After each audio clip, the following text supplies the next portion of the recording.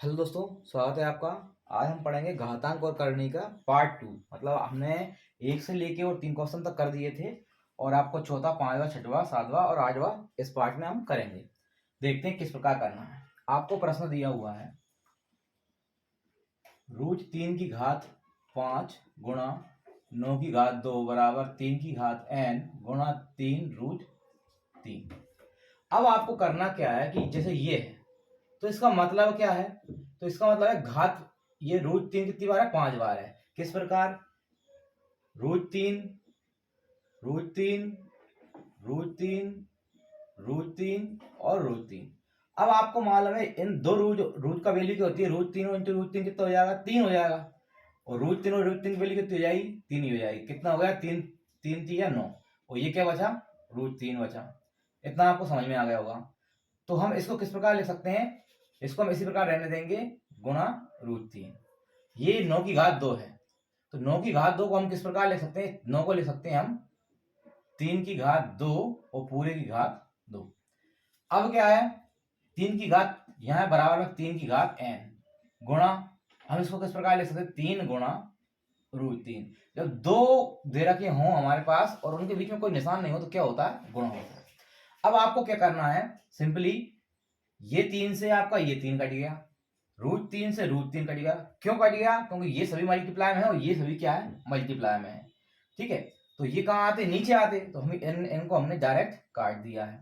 अब देखते हैं हम क्या है हमारे पास। देखो, एक ये 3 बचा और ये बचा, तो हम पता है घात की ऊपर घात होती क्या होता है, इनका गुणा हो जाएगा, तो 2 दूनी क्या हो जाएगा, 4।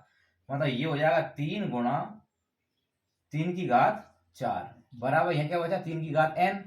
अब हमने देखा यहाँ 1 और 3 है, तो ये क्या हो जाएगा, इसकी घात क्या 1 है, तो आधा समान होने पर घातें जुड़ जाती, 4 कितना हो गया, 5 हो गया। तो 3 की घात कितना आ गया, 5 आ गया, बराबर 3 की घात कितना, n। अब पता है आधार यहाँ सेम है, तो घातों का मान भी क्या होगा, सेम होगा। तो यहाँ n की वैल्यू क्या आ गई, तो n बराबर हो जाएगा आपका 5। ये हो जाएगा इसका आंसर। इसको आप किस प्रकार कर सकते हैं, जैसे आपको पता है कि 5 है, तो जब दो रूट आता है, दो रूट पे क्या होता है, एक 3 भरा जाएगा, फिर दूसरा 3 भरा, 3 3 9 और √3 बचेगा। तो हम इसको डायरेक्ट लिख सकते हैं 9 √3 लिख सकते हैं। इसको क्या लिख सकते हैं, 3 की घात 2 और 2 की घात 2, तो 2 दूनी क्या हो जाएंगे, 4, तो 3 की घात क्या आ जाएगा, 4 आ जाएगा। अगर आपकी कैलकुलेशन अच्छी है तो आप इसको और भी जल्दी कर सकते हो आराम से। ये थोड़ा ओपन तरीके से मैंने आपको बता दिया है। अगला देखते हैं हम।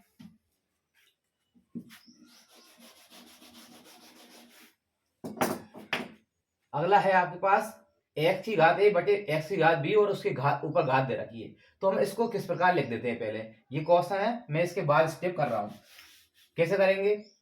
देखिए, x की घात, मैंने आपको नियम बताए हैं कि जब बटे में हो और इनके ऊपर घात हो तो घातें आपस में क्या हो जाती हैं, आधार समान होने पर घातें आपस में क्या हो जाएंगी, माइनस हो जाएंगी। मतलब डिवाइड में है या बटे में है तो ये माइनस में हो जाएंगी। तो क्या आ जाएगा, x की घात क्या है, a माइनस बी, ये हो जाएगा a माइनस बी।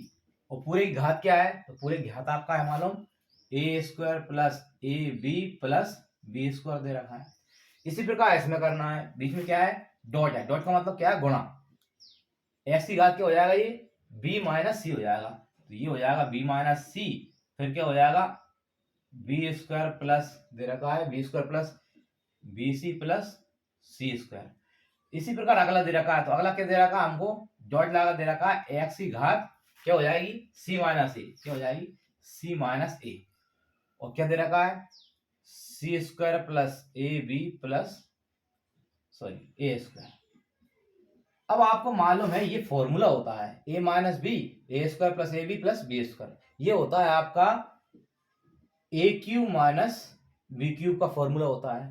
तो किस प्रकार करेंगे, हम इसको लिख देते हैं क्या, x की घात क्या आ जाएगा, a³ माइनस b³ गुणा ये आपका x, ये क्या आ जाएगा, b³ माइनस c³, तो ये आ गया b³ माइनस c³ गुणा। अगला क्या है, x की पावर क्या जाएगा, c³ माइनस a³। अब आपको क्या करना है, जब आधार समान हो और क्या हो, गुणा में हो, डॉट मतलब क्या होता है, गुणा। जब गुणा में हो तो क्या होता है, ये सभी क्या होंगे, घातें जुड़ जाएंगी। तो क्या होगा, x बस घातें जोड़ दो, क्या हो जाएगा, a³ minus b³ plus B cube minus C cube फिर plus C cube minus A cube. अब हमने देखा यहाँ ए क्यूब प्लस का, यहाँ ए क्यूब क्या है माइनस का है, कट गए। इसी प्रकार ये कट गया, इसी प्रकार ये कट गए, तो मतलब क्या बचा, एक्स की पावर बचा 0। तो 0 किसी की घात 0 होती है तो उसका मान क्या होता है, उसका मान होता है 1। तो 1 इसका क्या हो गया, आंसर हो गया है। अगला क्वेश्चन देखते हैं हम।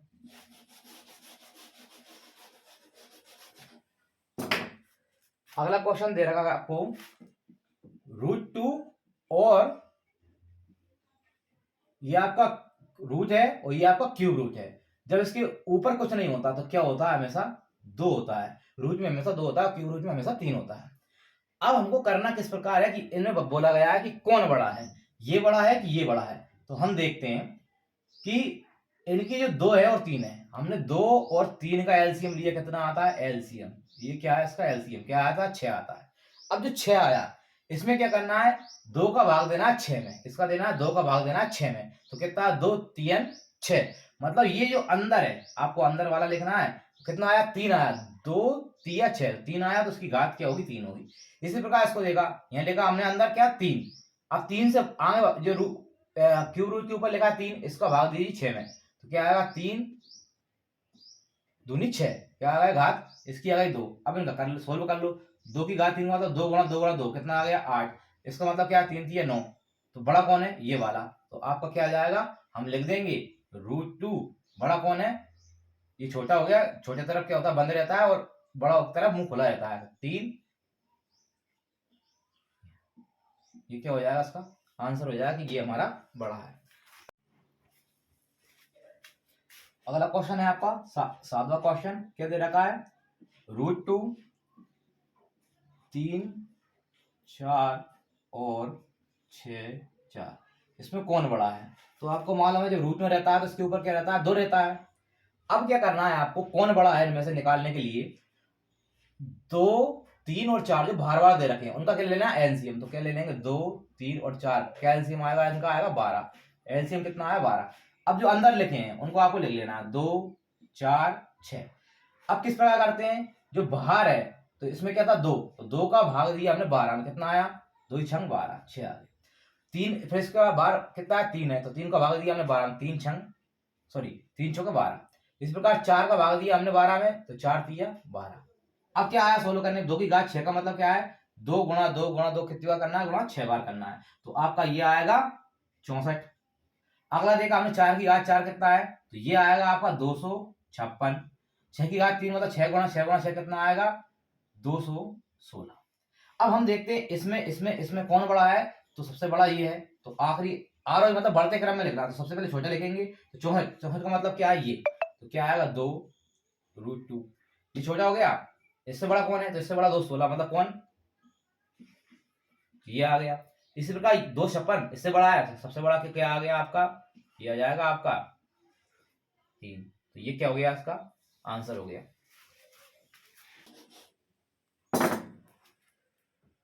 आपको दे रखा है 3 की घात x माइनस y बराबर 27 और अगला है 3 की घात x प्लस y बराबर 243। अब हमने देखा कि 27 को हम किस प्रकार लिख सकते हैं, तो 27 को लिख सकते हैं हम 3 इंटू 3 इंटू 3 मतलब 3 की घात 3 के रूप में। इसी प्रकार 243 है तो हम इसको किस प्रकार लिख सकते हैं, तो इसको लिख सकते हैं हम 3 की घात 3 तिया 9 9 तिया 27 27 तिया 81 और 81 तिया मतलब 3 की घात कितना आ जाएगा 5 आ जाएगा। अब देखते हैं हम कि यहाँ भी घात 3 है, सॉरी आधार यहाँ 3 है, यहाँ भी आधार 3 है, यहाँ आधार 3 है, यहाँ भी आधार कितना है 3 है। तो क्या लिखेंगे हम, जब आधार समान होते हैं तो घातें भी क्या होती है आपस में बराबर होंगी। तो क्या आ जाएगा, यहाँ आ जाएगा आपका x माइनस वाई बराबर कितना आ गया 3, यहाँ ऊपर कितना है x प्लस वाई बराबर यहाँ ऊपर कितना है 5 है। अब इनको सोल्व कर लेना है, ये कट गया आपस में, x और x कितने हो गए, ये हो गया आपके 2x। इसी प्रकार 5 और 3 कितने हो गए 8। सोल्व कर लेते हैं इनको, x 2x मतलब जोड़ दिया हमने इनको, ठीक है। तो क्या होगा x 2x होगा, ये प्लस का था ये माइनस था आपस में कट गए। इसी प्रकार 5 6 7 8, 2 से हमने 8 को काट दिया, कितना आ गया 2 चौके 8, तो x की वैल्यू कितनी आ गई 4। हमको क्या पूछा था x की वैल्यू कितनी है, तो x की वैल्यू आ गई आपकी 4। आशा करता हूँ आपको वीडियो पसंद आई होगी। अगर पसंद आई हो तो हमारे चैनल को सब्सक्राइब कर दीजिए और भी इसकी आगे की वीडियो आपको इसी चैनल पर मिलती रहेगी।